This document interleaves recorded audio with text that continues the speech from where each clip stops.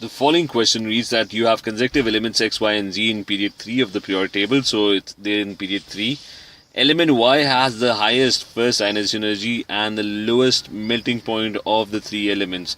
So one thing is given that this central element Y, it has the highest first ionization energy and it also has the lowest melting point.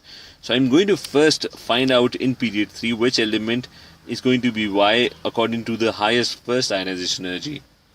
So this is the graph of the first ionization energy plotted according to proton numbers, and this is your period 3. So all the first ionization energies of period 3 are plotted. The ionization energies are increasing because you have more protons.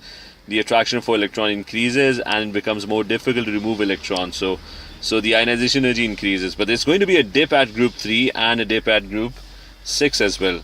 So the middle element that would have the highest first ionization energy, remember X, Y, Z are consecutive elements. So it could either be this magnesium over here, because magnesium, if you have consecutive elements Na, Mg and Al, then Mg would be the one, the middle element would be the one that would have the highest first ionization energy. Or it could be phosphorus. If you have silicon, phosphorus and sulfur, then it would be phosphorus has the highest first ionization energy. So it's going to be the middle element that would be having the highest first ionization energy.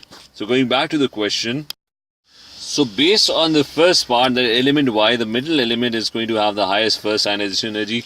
According to the graph, it could either be magnesium, Y could either be magnesium, or Y could be phosphorus. Now moving to the other part, which is that it is supposed to have the lowest melting point of the three elements as well.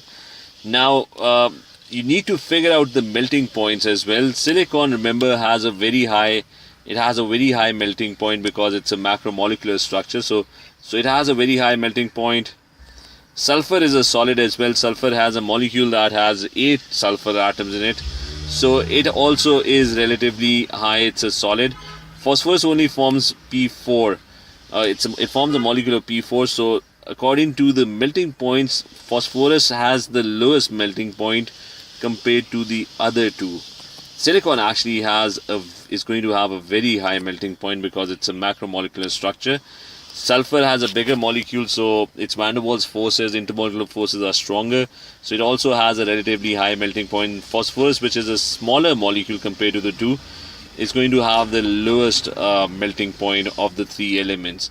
So phosphorus would be the correct answer for option Y. So it's going to be option D over here, where the middle element Y is going to be phosphorus. For Y, both statements are going to be correct.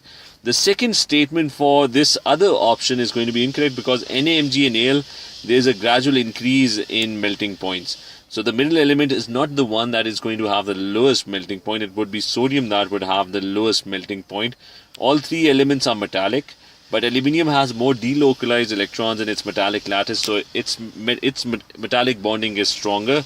Sodium only loses one electron, so the delocalized electrons in the sodium metal are fewer, so its metallic bonding is weaker, so it has the lowest melting point between the three metals.